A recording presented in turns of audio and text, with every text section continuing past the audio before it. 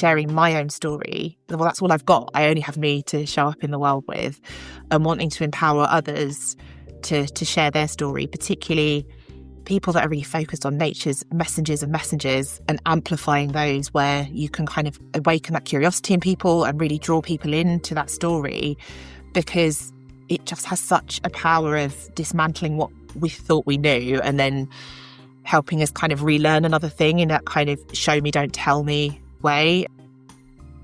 Welcome to the SheClicks Women in Photography podcast. I'm Angela Nicholson, and I'm the founder of SheClicks, which is a community for female photographers. In these podcasts, I talk with women in the photographic industry to hear about their experiences, what drives them, and how they got to where they are now. My guest today is Rebecca Douglas, a visual storyteller and ocean advocate whose work takes her to the wild edges of the earth, sea and sky. With a background in geography and marine resource management, Rebecca blends science and creativity to tell powerful stories through photography, video and words. Whether she's documenting seabird colonies on remote islands or snorkeling in icy Arctic waters, her work inspires awe and deepens our connection to nature. Hello, Rebecca. Thank you for joining me on the SheClicks Women in Photography podcast today. Hi, how are you doing? I'm very well, thank you. And you? Yeah, good, thank you. Thank you so much for having me. I'm really excited. Oh, you're very welcome. It's great to have you here. Now, your background is in geography and marine resources. So what led you along that path originally, and how did you transition into photography? Oh, okay. So I didn't know what I wanted to do at university. Initially, I was going to apply for medicine. And then I finally kind of landed on physiology and got chemistry A-level results. I was like, I don't ever want to do chemistry again. And so when I started the physiology degree, it was more chemistry based rather than biology, which I can understand why. And so I went into a bit of a panic about what I was going to do. So switched on to geography because that's what I enjoyed. Then found myself in those lectures. Then the first couple were like calculating the speed of sand particles across sand dunes, and then like the kind of speed of river water around meanders. And I'm like, no, this wasn't it either. What am I doing? And so I ended up switching then to human geography, which is like that connection between people, place, and planet, and like why and how we are doing what we're doing, and that curiosity, which is something that has always fascinated me.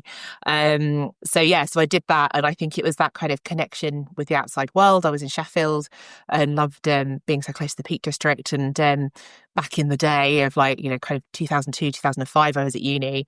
I was one of the only people with a camera. I had a little point and shoot camera.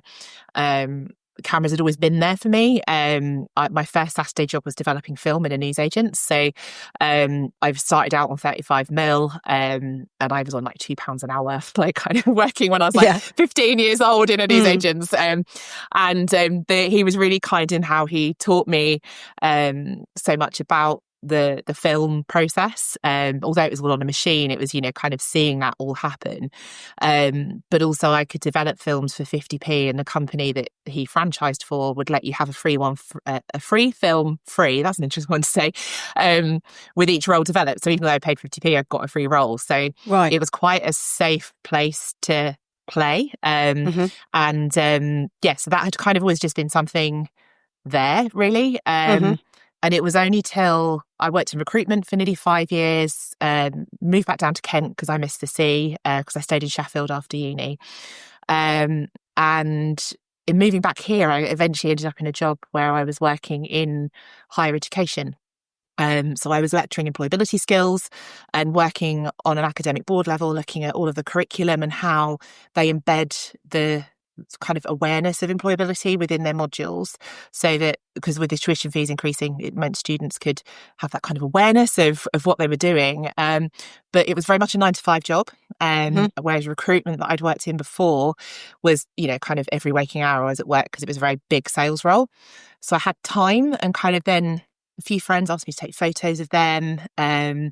And then there was a craft fair where student, staff, alumni were sharing skills that they had creatively at Christmas. And so I shared some of my pictures, and out of that, it was 2010, four weddings booked. And then subsequently I shot 12 the next year, and then it kind of kept doubling. Wow. And so by 2014, I had 48 weddings in 2014, and I worked full time because we were saving to get our mortgage. 2013, saving to get our mortgage. And so it was, we had to I had to have that full-time job still because everything I'd earned up to that point, I was ploughing back into buying more glass and more cameras and that sort of thing, and all the computer stuff you needed.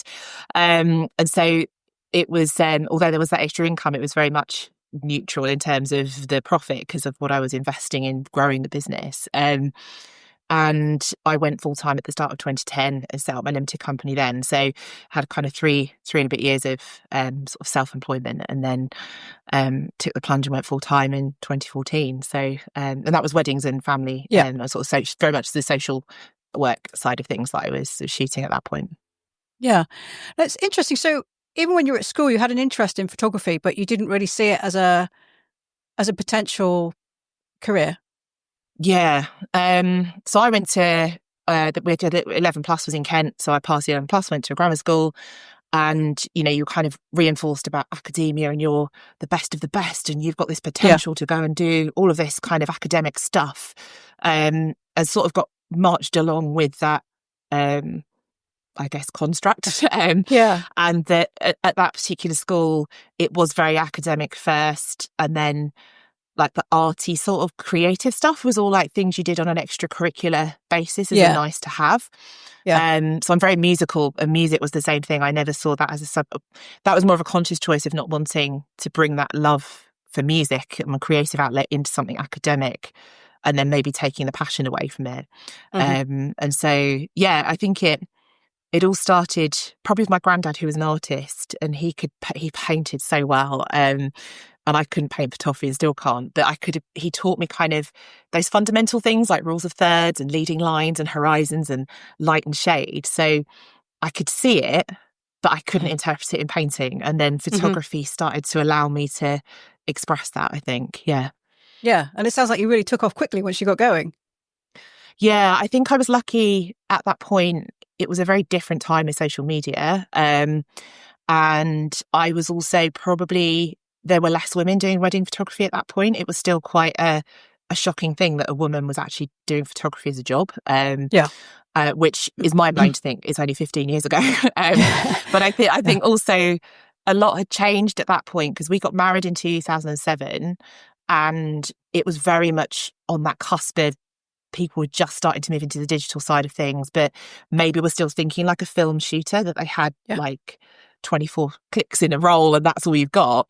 Whereas I'd come from film into digital and used digital more in a kind of candid documentary way. And so I think I was starting to shoot things differently. And I was fortunate that a lot of the weddings I shot to start with were really fun, alternative weddings, as you might have called them then. I mean, now looking back, it's like a marquee and bunting, but at the time that was so alternative and, different, that people were not, that was just, and so I was lucky with that early portfolio, and the people that I attracted. But I think what I've always done throughout my career is just share who I am and hope that the right people find me. And so I think when I look back, that's always just something that's been very true at every stage of the journey.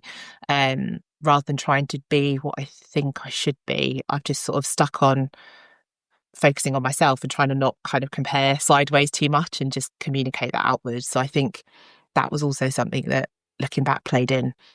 Yeah, that is really interesting. I can identify with that as well. I had a similar experience at school. I didn't do much photography. I did have cameras, but I never saw it as a potential career. It was just a fun thing I did occasionally. And it wasn't that it was denied me. It was just you were very much sort of particularly pushed towards science and, like you say, academia and studying and getting O levels and A levels and things like that. So yeah, it's interesting. Similar sort of development. I know. And I think also like schools were so focused on pushing you to university because that was an outcome that they felt then was a metric that sold them as a school.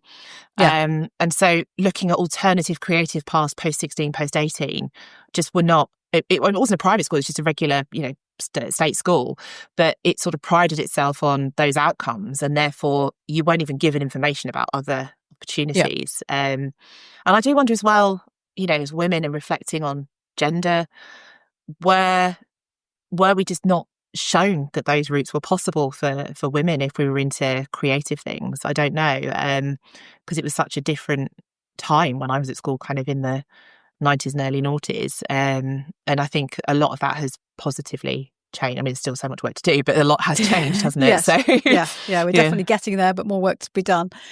Do you still shoot weddings? No, I haven't shot them since 2021. So I'd made the decision in 2019 to limit my weddings, or sort of late 2018, early 2019, to limit 2020 weddings to 20, because since like 2016, 17, kind of what I now know as branding photography was growing quite sort of organically for me. And so one of my friends who was a wedding florist wanted to show the value and the input that they put into a bouquet. So we went to Covent Garden Market and I documented that story of a bouquet being made. And so those storytelling elements started to grow. And I think that was mirrored by social media and sort of that storytelling and what businesses need to do to show up. So I could see there was scope for this. And also around the same time, there was a growth in people moving into my local area, Margate. I live in Ramsgate. And so there's a real kind of creative boom of people coming in, particularly people that run their own businesses. And so I could see potentially there might be space for this kind of work. And so I had 20 weddings booked in 2020. And then we all know what happened next. So they didn't happen. And so it then became quite an intense moment because I was limited companies. There wasn't any support in that way. And suddenly overnight, everything changing was quite wild. Yeah. Please excuse this interruption. This podcast is supported by Fujifilm, one of the best-known photography brands in the world. Fujifilm's award-winning X-series and GFX system cameras and lenses are suitable for all types of photographers and videographers. Each has been developed utilising experience gained from more than 90 years in the industry, featuring the unique film simulation modes that everybody knows and loves. OK, let's get back to the show. How would you say your storytelling has evolved over the years? I think I've realised actually that the arc of storytelling has been there throughout everything that I've done, because weddings is just a story unfolding and you're documenting that bespoke story each time you shoot. I feel very much that, that narrative and the nuances is so different with every group of people, every wedding, every event that you end up shooting. And so it was almost using that blueprint that I'd learned to see. And again, that sort of thing that I referred to a moment ago of sharing my own story. Well, that's all I've got. I only have me to show up in the world with, and wanting to empower others to share their story, particularly people that are really focused on nature's messengers and amplifying those where you can kind of awaken that curiosity in people and really draw people into that story, because it just has such a power of dismantling what we thought we knew and then helping us kind of relearn another thing in that kind of show me, don't tell me way. And so I think you can really walk people over a threshold with story. And so I love to work with people who are, through their work, making a difference in the world. And so I'm very, very focused on purpose-led, impact-led organisations, brands that I work with that are just disrupting, the systems and structures that are ones that are disadvantaging everybody. So yeah. Do you find it easy to work with, say if you're working with a brand and they want you to document something, tell their story, and they've obviously got some guidelines of what they want you to cover, but then maybe you start to see something else while you're documenting it. Do you find it easy to keep to the original plan, or do you find yourself kind of letting it evolve a bit? I think it's a point of dialogue with clients, and different clients look for different things. And I think that there's different guardrails within each project. And so some, that you're shooting very much to a very strict set of criteria. There was quite a big drone project I worked on where very certain things needed to be in the picture because of what they were looking to show and put drop pins on to do the kind of the artwork for the out of home advertising and things. Whereas some people come to me where they know they need photos, but they just trust in me and connect with me and how I see light and gently direct people while I'm shooting. that they understand there's like that kind of alchemy in the moment when we're shooting, that something unplanned might happen, but it's then how we weave that in. So Yeah. I think it's both. And if I Yeah. see something, I'd mention it to a client. If it's not their bag, then that's cool, and we crack on with whatever we were destined to be shooting. Do you have a preference for your way of working, or do you like the variability? I like the variability. And so I always try, even when it's a loose brief, I try and understand maybe I ask people to think about words that they want to sort of share through the work, or the energy they want people to feel. And so sometimes that helps when people feel quite overwhelmed by the thought of being seen and in front of the camera, that if we break it into different chunks of time where it's kind of, what energy do you want people to feel? How do you want people to feel when they see you and connect with you? And then that starts to help to look at maybe some of the props and styling, and how, whether we're going to use like big sky areas or something a little bit more close in where you've got more of a cocoon kind of feel. So I think it's very loose within that still, but it still has some intention where we've both connected and made sure we're aligned on the same page. It's very rare I turn up somewhere and they're just like, okay, crack on and shoot for an hour and do what you need to do. So I think everything's quite loosely sometimes defined, I think, is probably the loosest it gets. You often go to challenging environments, quite remote places. Why are you drawn to those? So I think for me, that's where I fill my cup, and I recharge, and I just love the surrender to nature, and that nature's in complete control, and we can have a plan and we can think about what we might want to do. But if nature's throwing 100-mile-an-hour wind blizzard storm at you in Iceland, then you're in a cabin for 2 days and you're not going anywhere. So it's kind of, sometimes that is tense, but other times it's just part of the story that's unfolding. And I think for me, a lot of the time in that space is where I just get to like absolutely immerse in kind of special interests and deeply hyper focus with things that I'm really interested in, and where that just kind of recharges my creativity. So are you good at being in the moment and not, say, like you say, if you're locked in a cabin somewhere in Iceland because of the storm going on, but you've only got a certain amount of time to shoot what you need to shoot and you can't do it now, are you able to let go of that and relax and just sort of live in the moment and appreciate the sound of the wind and that kind of thing? Or do you get stressed? I think if it's my own time, there's a lot more chilled out. Like if it's kind of more self-directed and I'm traveling and just hoping to do some things.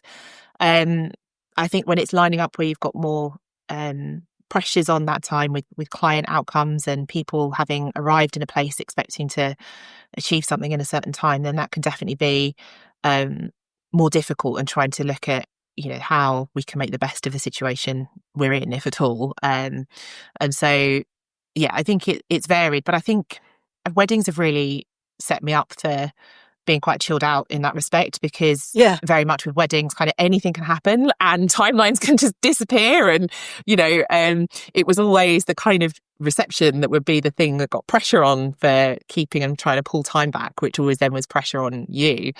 And so, I think that having been in that environment and done, I think probably 450 weddings, maybe more, over the years, that just has a kind of, I don't know, grounding effect in any situation where, it is what it is. So. Yeah, you're not the first photographer who said to me that weddings have really prepared them for everything that life throws at them when they're holding a camera.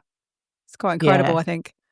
And you're just, I think you are a master of all or a jack of all kind of, but master of all at the same time with weddings. And, you're kind of your portraits, your stills, your food photography, your interiors, your details, your still lifes. And so documentary on the fly, like kind of after dark, using flash, available light, not available light. And so it goes on. And so I think in terms of then grounding you just to be able to shoot in the moment, I think that's been one of the biggest things that weddings has done. I just think it was an amazing foundation, really. Yeah, sounds like it. Now, when you're planning a shoot in an extreme location, or you're in that extreme location and doing the planning for the next day, how do you find the balance between the potential risk and creativity? And, because you can think, oh, it'd be amazing to get this shot. But then you sort of think, oh, well, but we'll have to crawl along this precipice and then we'll have to do this, this, and this. That sounds quite dangerous. How do you find the right balance? So I would never, and this is something that came up quite often with elopements, and where people wanted to stand for their photos. And I am very much nature protection first, and we are nature, so that extends to us. Yeah.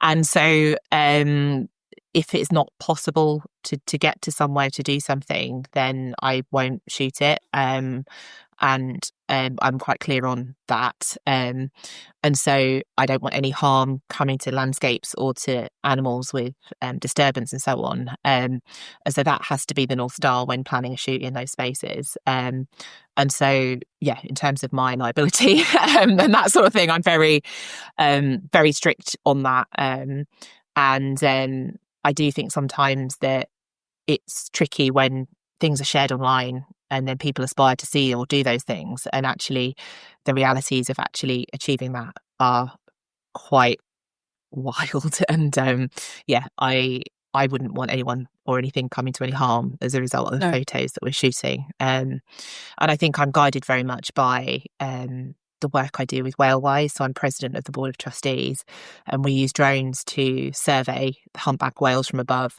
And we've done research around how the noise of drones can impact on humpback whales, and have guidelines now that we've shared for other drone users that want to try and fly over whales. Because they're incredible tools, but I can see when they're not used sensitively, they can be really, really disruptive. And just seen some horrific scenes with nature where people talk about their rad footage that they've got, and you're looking at Icelandic horses running across the landscape, and it's like, well, they don't just do that. So if your drone's following them, that's because your drone disturbed them and made them run. So it's those kind of things where I have a very low tolerance level for that, because we're not bigger than nature, we are part of it. So yeah. Yeah, I'm glad you mentioned that, because a lot of your work is about some sort of attempt to protect the environment, environmental messaging, wildlife protection, that kind of thing. How did you get into that area? I think that had always been there for me. And I think this kind of comes into, I'm wired differently. I'm ADHD autistic, and the way I connect in the world is probably very much nature first. And, kind of that's why I find such incredible calm and connection and recharge when I'm in nature. And so it was something that had always been there for me as a passion. And I think that's where photography started, was very much being by the coast here in Kent, with sunset chasing and capturing some of the seabirds and things. And then it's just something that's kind of deepened as my career and journey has unfolded. The Whalewise work that I do came about as a friend, and our friend, I didn't know her, she followed me and just said, oh, you like whales and drones and Iceland and the sea, could you help, or can I ask you a question? And that's like kind of, what do you want? Can't you just ask me the question? And then she was just wanting me to share a crowdfunder that they were trying to raise to get this drone. And then I was just so blown away by the charity, the work they do, the impact it's having, that I offered to donate my time to go for a week and tell their story, because at the time they didn't have imagery that really elevated and shared what they did. And so I went in 2022 and then subsequently became a trustee in 23 or 24. I can't remember the journey now, maybe 24. And then at the start of this year was asked if I'd like to be president of the board. So it's all voluntary, but it's how I can then take profit and my skill and use it for purpose. And so it's just sort of that thing where I'm not B Corp, but I've looked at some of that ethos and how I can kind of weave that within the work that I do to have positive impact. Do you have any advice for other photographers who might like their work to advocate for the environment? Yeah, I think it's really getting clear on what you're passionate about, because I think the environment is so vast and all of the issues, it's so multifaceted and complex that I think if you care about one part of it, you will care about all of it. But then you can spread yourself so thinly that then kind of, does it then make an impact if you're trying to do all the different things where all the different causes are? And so I used to do so many different things. And actually then since my journey with Whalewise has grown, because I spend a lot of time now with them, I've taken some of the other things that I was spreading myself thinly with away because of the investment that I'm making in this way. So I think it's getting clear on what lights you up and where you feel that you want to make a difference in something that's accessible to you, to be able to invest in that, and it feel then something that you've got that relationship with whatever it is that you're supporting, so that you can get the best out of each other, ultimately. So I think that's the first thing I'd say is kind of getting clear on the what and trying to just pick one thing if you can. So yeah. And it's important to be passionate about it because you potentially could be doing it for quite a long time. So it needs to be something you can sustain. I think so. And also fully understanding the work that the charity is doing, or the impact organisation that you're linking with, so that then if you're talking about it, it's something that feels comfortable to you. Because I know sometimes things can be quite complex and feel a little bit kind of detached from what you do. And so I think for me, that's where, when I found Whalewise and was just in awe of them and the work they do, there was so much overlap with things I was already passionate about and had an interest and knowledge in, but also then how I was able to use the skills and experience that I have to support them in ways they didn't have that kind of area covered. So I think there's a real big space for finding organisations that need that storytelling support. Yeah, great. Well, I think that's a really good time to go to 6 from SheClicks. And I've got 10 questions from SheClickers. I'd like you to answer 6 questions, please, by picking numbers from 1 to 10. So if I could have your first number, please. Can I go 7? Lucky 7. Okay, lucky 7. What's the most valuable piece of advice you've received in connection with your work? That question's from Liz. I think one of the things that I carried forward from my recruitment life was that every no brings you closer to a yes, which I know sounds a bit kind of abstract and random, but when you run your own business, you can take quite a lot of objection, rejection, and if you've poured into something and you get a no, that can be really, really hard to process. But it doesn't necessarily reflect on you. It just wasn't the right moment for that exchange, that dialogue, that relationship. And so it's trying to just kind of put that in a box and then kind of move on to the next thing, or pitching to another organisation where that might be your yes. And it's sometimes you've got to have so many no's before the yes comes. And so I think that's one thing that's kind of always kept me buoyed up. Although the no's are still hard to process. I think, that's been something that's, stood me in good stead. Great. Okay. Thank you. Can I have your second number, please? 2. Could you share a memorable experience from one of your trips that has left a lasting impression on you? And that's from Anne. So I was in Iceland with Whalewise last year in 2024. And we got a call to say from a whale tour guide that the fjord we do a lot of our research on, a humpback whale had been behaving weirdly, had taken a dive, some ghost gear followed shortly after, and then all of the whales that were with it at the time were weird, and then it took them quite a long time to surface. A couple of hours rolled by. We'd been speaking with the Icelandic government because we were about 3 hours away, because we'd been doing some research on another field park. And they'd said the Coast Guards the whale had been sighted further in the fjord. It wasn't moving and it was actually dead. So it seemed quite rapid for a whale to die. Because one of the things I do, I can't say this, BTMLR, so British Divers Marine Life Rescue. I'm a marine mammal medic. So I volunteered to go as like kind of first triage, first aider to dolphins, whales, seals. I mean, around here it's only ever seals I've gone to, but I had a bit of a kind of background knowledge. And it was on the surface, and I was just like, well, if it's sitting on the surface, it's not going under, therefore it might still be breathing, but it's not blowing any water. And how can they have binoculars from the shoreline say an animal that's, nearly 2 kilometres offshore has died?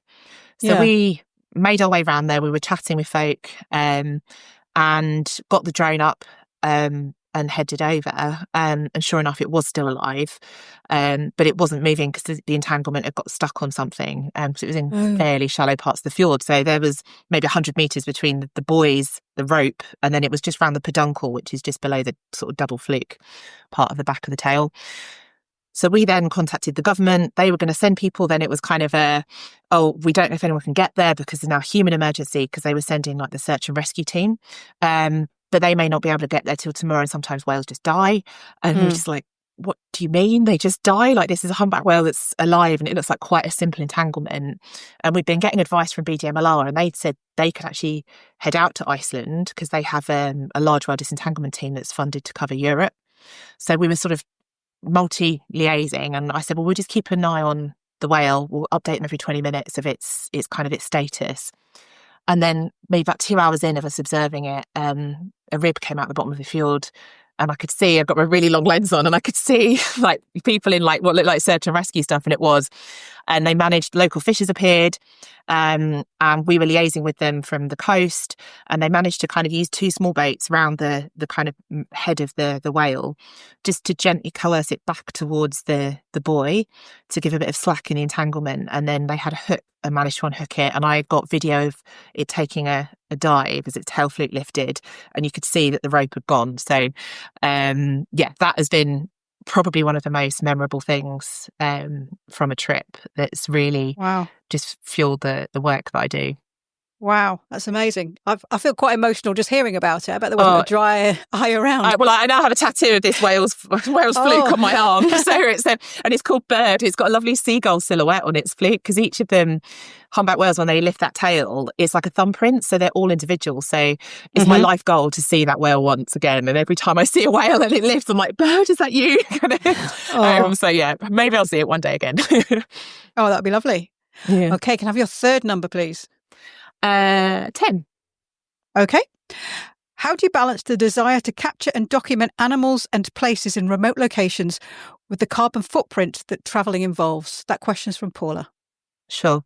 So it's something that I'm conscious of, because obviously every journey we make is outputting. And so although I might be travelling to do something that has impact, that travel still has impact. So I do my best to offset what I create through tree planting, and there's also a lovely project in one of the lochs, sea wilding, where they plant seagrass in Scotland. And what I've tried to do more intentionally is travel for longer when I go somewhere, so that I'm not just popping somewhere for like 2 days and coming back again.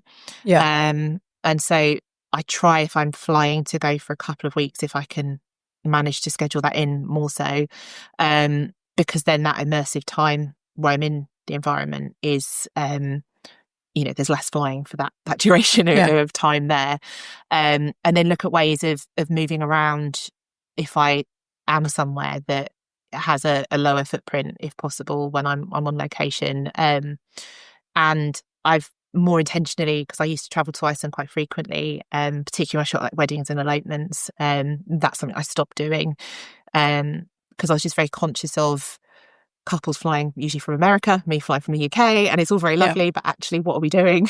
And so that was always something I felt quite contentious with. Kind of on a personal level, I'm child-free by choice. I didn't want to have another human and create another carbon creator, or bring a child into the world as it is now. And so that's a sort of a decision. And then we travel more in the UK than I have done since COVID. Very much is kind of, although I do go abroad still, a lot of my travel is within the UK, and I'm very passionate about exploring the wild edges of the UK and seeing what's here and sharing those stories where there isn't flying involved. And so I think that's kind of where I'm at with it. It's not perfect, but it's kind of like I try. So yeah, fair enough. Okay, thank you. Could I have your fourth number, please? 5. Let's go in the middle. Number 5, you've said that your mission is to ignite collective curiosity and awe, spark awakening action, and will rewild our connection to nature. Are you seeing any sign of that happening? That question is from Marie-Ange. Yeah, so this year's been quite a big year in terms of unexpected things happening, where I've been able to amplify stories in ways I never thought possible. So last year, one of my images placed in the Ocean Photographer of the Year awards, and I was on my way to snorkel with diving gannets in Shetland, and we were going around the cliffs, and there was this harrowing image or scene unfolding of a gannet that had got entangled on ghost fishing gear, and you look at its nests all covered, it had died, and managed to capture that moment. And I entered that into I've never entered competitions before, but I wanted to use that as a vehicle to amplify its story. So with that placing second, that really did help to amplify that gannet story and raise that awareness, because as an image, the story is complete. You see it for what the horrors that it holds. And then that led to me being approached by one of the National Trust properties in Kent, Scotney Castle, to ask if I'd like to put an exhibition together. And so I wrote the idea of islandness, because the ancient castle that it's in is on an island, and we're an island nation. So I just thought, I love this layering of islands and how we're like a constellation of islands as people on these islands as well. So it kind of brought that connection between people, place and planet together. And I said, it would have a strong environmental message throughout the exhibition. And then I absolutely hacked myself because I was like, what have I done? Because I've got this one image. Nothing else I have shot is as iconic or, just that kind of that story in an image, and then bang, there it is. So I'm sort of like, what am I going to do? And then went through this app, because I've never done an exhibition like that before. And all of those things that you kind of go through, it was such a process. But it made me look at all of my images I've ever shot with a completely different lens to start to see those threads. And I got then curious, and then found kind of the stories that sparked that curiosity, the awe, the moments. And then, some of the images I shot underwater, initially when I was shooting them, I'm like, oh, cool, it's a jellyfish, or it's an urchin, or there's these things. And I gradually then started to see a story around how the climate crisis is impacting each of those individual species. And so I was able to then put narratives together with micro collections of images and start to see all of those thread together. And then looking at images of birds and the kind of critically endangered red and yellow list that we have, or amber list. And I built one called Lifelines, one of the collections that had a real playful thing with a garden parasol that looked very kind of National Trust, and all these things hanging with multiple colours, and you have info and facts about each bird. And so it suddenly took on legs in my mind, and I found my way through that. So I ended up with 10 collections within the exhibition, 117 images. And 51,000 people is just closed on the 17th of October. 51,000 people saw that exhibition this summer. So I think that for me is something beyond anything I could have ever imagined possible, and has been probably the biggest way that I've been able to share those environmental messages in that way. As well as just chatting to people locally, like when I go out and shoot the jellyfish at the local tidal pool, people are like, oh, you're the jellyfish lady, or like, what's that camera? And just kind of having those conversations with kids and buckets and spades, and just sparking that awe in them day to day as well. So I think it can happen in fleeting moments, or wildly like unthinkable big moments that occur like that exhibition. Yeah. Oh, it's fabulous. I do remember that image because it's very powerful. It's one that stays with you, I think, when you see it. And like you say, you look at something and you can see the story, what the message is, and it makes you think about things. So yeah, well done on that. I can have your penultimate number, please. Ooh, where do we go? Let's go number 1. Number 1. If you could only visit one place, where would it be? Somewhere you know and love, or somewhere that's new to you? That question's from Sarah. I think it would be somewhere I know and love, because even within those places, you think you know them, and they have a way of catching you off guard and finding you in those moments of curiosity and awe. I think had you asked me a few years ago, pre-COVID, it would have been Iceland top of the list. But Yep. I'm also so deeply in love with Scotland. And yeah, I think I would actually find it hard if I had to say one place forever. So, for example, that I'd have to go to again and again. I guess Iceland might pip it because I do love the brutality of the cold and the snow, which you're more likely to get there, although Scotland does get its fair dose. But yeah, I think that deep winter, I love it. So, yeah. I love the colour palette of Iceland as well. Those muted tones, the greys, the blues. I find it really beautiful. It's the that sunset, just after sunset on a clear, crisp day of snow white out. I mean, you get that kind of grad when you go like sort of that pink to blue. And I just wish I could stay in that light for the rest. That would be one thing. That moment for the rest of my life in that light, yeah. Okay, press pause then. Can I have your last number, please? Let's go 9. Number 9. Do you recommend entering photographic competitions? And if so, do you have any tips for success, however you may measure that? That's from Sue. So I think competitions is one that I've always grappled with, because throughout my career, there's always competitions for various things that you're doing. But I always question on a philosophical level, what does award-winning mean? And I've never, during the wedding career, I never had awards or never entered awards, and very much focused on who I was. And as long as I found my people and they wanted me, then that was all I needed to do. And I think moving more into this sort of nature, environmental, wildlife area, and where that's becoming a bigger part of my work, the only award I entered was the ocean photography. And so I think that because that was more about the impact of the image and amplifying that story. And I think this is maybe where male and female photographers differ. And I wouldn't say that's or like kind of masculine and feminine energy rather than gendering it, because I don't feel I need the ego of being the best or the award winning, because I don't believe there is like the best or the top for something, because we're all in our own lanes doing things differently. And you know, who gives those set of criteria and then says that that's it, that's the kind of the peak. So I think because I'm very much about community collaboration and so on, I haven't ever kind of been drawn to those things. But I see sometimes you have to play the game as well. And so you know, kind of entering those things to get the visibility and to be seen, it's something I really grapple with. So I don't have any hints and tips on how to win things, because I've only ever done one and it went well.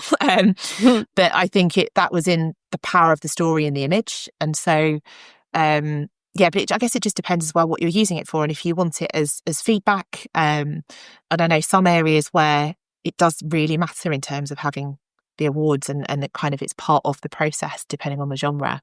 It is insane. Maybe that's just because I came through weddings and was like, well, I'm getting my bookings every year, so I don't need awards to do that, because my reward is when clients love their images. So I think that's kind of where I'm at. I think also your answer is partly about, say, if your image of the gannet hadn't won but it'd been shortlisted, it would still have been seen, and it would have still have raised the profile of that story, and you may still have got an exhibition with 51,000 people seeing it and getting the message. So it kind of depends on your purpose as well, doesn't it? You know, you might see something and think, it's not about winning, it's about seeing this message amplified. Yeah. And I think that's the thing, is that I wouldn't ever want to be introduced as an award-winning photographer, because I think that's the least interesting thing about the work I do and the work we do. And so, but like, and it is that kind of the whole thing with the sharing of that was to amplify its story. And then the layering on that was then it got more visibility, it got picked up by the National Trust, and then it had more visibility again because it was exhibited in that space, in a place that people may never have come across that image. And so it's sometimes those squiggly things that link to other things, and just finding the right awards, I guess, that support the journey that you're on, is probably the most important thing, rather than just, I guess we'll look back to working in recruitment. Like, it's about doing sales calls. You can spray and pray and make loads of calls, but if you're not speaking to decision makers or you're not making calls to the right people, why are you investing your time in doing it kind of thing. So I think that's probably an important thing to always kind of critique when you're looking at entering something. Okay, well, thank you for answering those questions, Rebecca, and it's been really wonderful chatting with you. Oh, it's been a pleasure. And thanks for the questions. Some of them really put me on the spot. That's great. Thanks very much then. Bye-bye. Thank you. Bye. Thanks for listening to this episode of the SheClicks Women in Photography podcast. I hope you enjoyed it. Special thanks to everyone who sent in a question. You'll find links to Rebecca's website and social media channels in the show notes. I'll be back with another episode soon, so please subscribe to the show on your favourite podcast platform and tell all your friends and followers about it. You'll also find SheClicks on Facebook, Twitter, Instagram and YouTube if you search for SheClicksNet. So until next time, enjoy your photography.